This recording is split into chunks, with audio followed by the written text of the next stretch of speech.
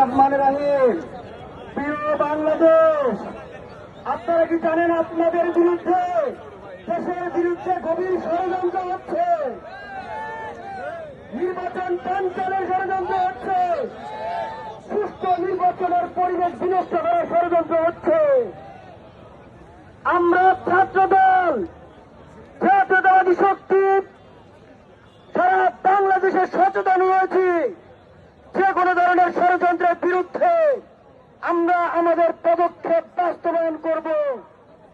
গতকাল থেকে আজকে পর্যন্ত দ্বিতীয় দিনের মতো নির্বাচন কমিশন ঘেরার যে কর্মসূচি, এই কর্মসূচিতে আমরা সুস্পষ্টভাবে ঢাকায় হুঁশিয়ার দিতে চাই, আপনারা আমাদের দাবি না মানা পর্যন্ত যদি আপনারা দিল্লি এবং দিল্লির প্রেসক্রিপশনের বাইরে না আসতে পারেন, যেভাবে 1971 সালে এই বাংলাদেশের বিরুদ্ধে সকল ষড়যন্ত্রকে শহীদ রাষ্ট্রপতি জিয়া রহমানের ঘোষণার মধ্য দিয়ে আমাদের এই বাংলাদেশের জাতীয়তাবাদী শক্তি প্রতিহত করেছিল, ঠিক সেভাবেই আমরা নতুন এই রাষ্ট্র নিয়ন্ত্রিত এনসিপি জামাতকে এই বাংলাদেশের মাটিতে পুঁতে ফেলবো ইনশাআল্লাহ।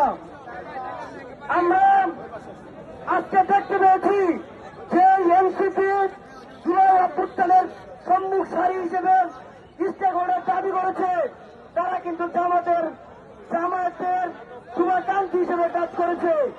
সেই জামাত 1971 সালের পরে বাংলাদেশে একেবারে নিষ্ক্রিয় বা প্রয়োজনীয় ছিল, কিন্তু সেই জামাত আবার আজকে এনসিপির মাধ্যমে এখানে পুনর্গঠিত হওয়ার সুযোগ পেয়েছে।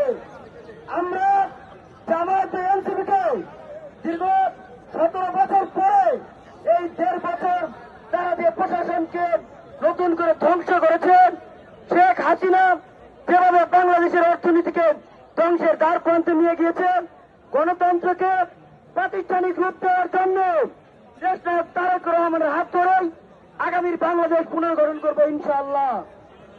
শহীদ রাষ্ট্রপতি জিয়া রহমানের আজকে 90তম জন্মদিন। আজকে এই কর্মসূচি থেকে শহীদ রাষ্ট্রপতি জিয়া রহমানের মাগফিরাত কামনা করছি। বাংলাদেশ জাতীয়তাবাদী ছাত্রদল জিন্দাবাদ। শহীদ রাষ্ট্রপতি জিয়া রহমান অমর হোক। আমাদের গণতন্ত্রের মা দেশনেত্রী বেগম খালেদা জিয়া অমর হোক। আগামীর অবসম্ভাবিত নেতা তারেক রহমান জিন্দাবাদ। ধন্যবাদ। আসসালাম।